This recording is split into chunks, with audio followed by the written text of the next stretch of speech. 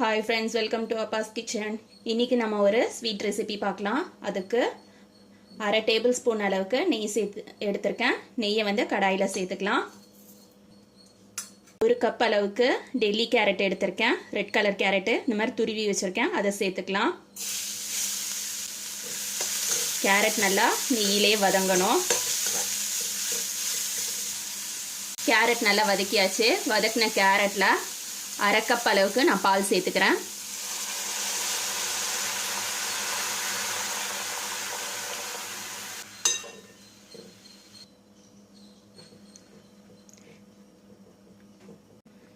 Carrot வந்து பால்லையே நல்லா வேகணும். ஒரு மூடி போட்டு 10 to 15 minutes நம்ம சிம்லே வச்சு வேக வச்சு எடுத்துக்கலாம். கேரட் நல்லா வெந்துருச்சு. இந்த ஸ்டேஜில் நான் வந்து பாதாமும் முந்திரியும் பவுட்ரு பண்ணி வச்சுருக்கேன். அதில் 3 டீஸ்பூன் அளவுக்கு சேர்த்துக்கிறேன். பால் பவுடர் 1 டேபிள் ஸ்பூன் அளவுக்கு சேர்த்துருக்கேன். 1/4 டீஸ்பூன் அளவுக்கு ஏலக்காய் தூள் சேர்த்துக்கிறேன். நல்லா மிக்ஸ் பண்ணிக்கலாம். பால் பவுடர், நட்ஸ் பவுடரு எல்லாம் மிக்ஸ் பண்ணதுக்கப்புறமா இதில் 2 டேபிள் ஸ்பூன் அளவுக்கு சீனி சேர்த்துக்கிறேன். இதில் இனிப்பு ஜாஸ்தியாக இருக்கக்கூடாது. இனிப்பு கொஞ்சம் கம்மியாக தான் இருக்கணும் டேஸ்ட்டுக்கு. ஏன்னா நம்ம இதை வந்து ஒரு ஃபில்லிங்காக தான் வைக்க போகிறோம். இதை நல்லா மிக்ஸ் பண்ணிவிட்டு ஒரு ஓரமாக எடுத்து வச்சிடலாம். சீனி மிக்ஸ் பண்ணதுக்கப்புறமா அந்த சூட்லேயே நல்லா கரைஞ்சி கெட்டியாயிடும். அடுப்பு ஆஃப் பண்ணிட்டு தான் சீனி சேர்க்கணும். பிரெட் ஸ்லைஸ் எடுத்திருக்கேன். பிரெட் ஸ்லைஸில் ஓரத்தையெல்லாம் நம்ம கட் பண்ணிக்கலாம். பிரெட்டில் நடுவில் கட் பண்ணிக்கலாம்.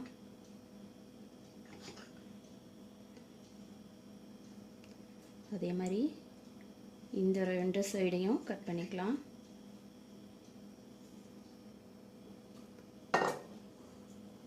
நம்ம ரெடி பண்ணி வச்சிருக்க ஃபில்லிங்கை ஒரு பிரெட் ஸ்லைஸில் வச்சிடலாம்.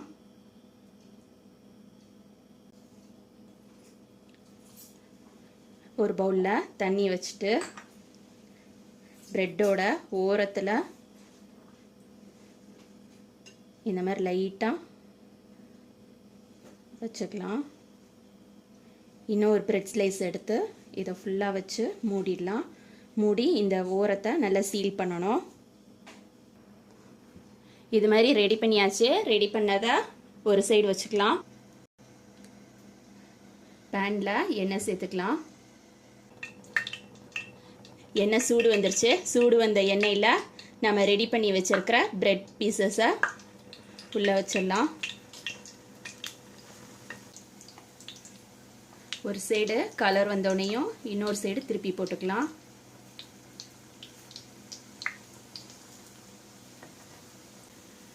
ரெண்டு சைடும் நல்லா கலர் வந்துருச்சு.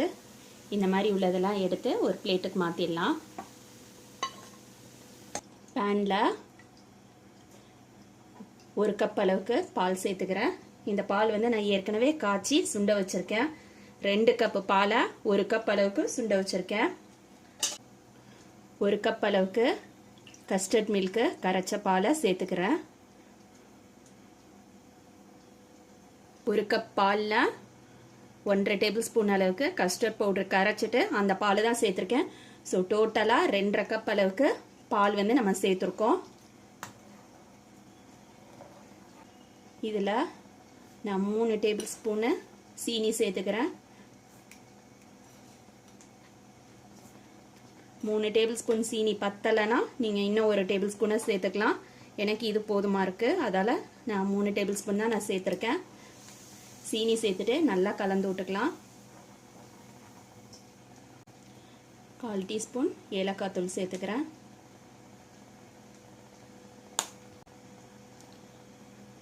பால் கொதிச்சுட்டு இருக்கும்போதே கொஞ்சமாக நான் குங்குமப்பூ சேர்த்துக்கிறேன்.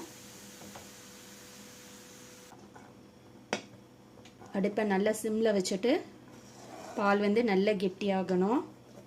அதுவரையில் கலந்து விட்டுக்கிட்டே இருக்கணும். நம்மளோட கஸ்டர்ட் மில்க் வந்து ரெடி ஆயிடுச்சு. இந்த ஸ்டேஜில் அடுப்பு ஆஃப் பண்ணிக்கலாம். நான் கொஞ்சமாக பாதாம் போட்டுக்கிறேன், கொஞ்சமாக பிஸ்தா போட்டுக்கிறேன்.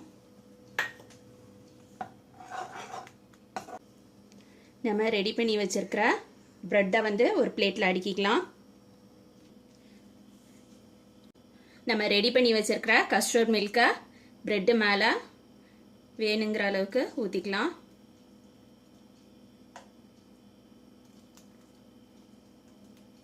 மேலே கொஞ்சமாக நான் பாதாம் போட்டுக்கிறேன், கொஞ்சமாக பிஸ்தா போட்டுக்கிறேன். நம்மளோட ஸ்வீட் வந்து ரெடி ஆயிடுச்சு. இதை வந்து ஃப்ரிட்ஜில் கொஞ்ச நேரம் சில் பண்ணிவிட்டு அப்புறமா எடுத்து கொடுங்க. இந்த சம்மருக்கு இந்த மாதிரி சிம்பிளாக வீட்டில் இருக்கிற பொருளே வச்சு செஞ்சு பாருங்கள். தேங்க்ஸ் ஃபார் வாட்சிங்.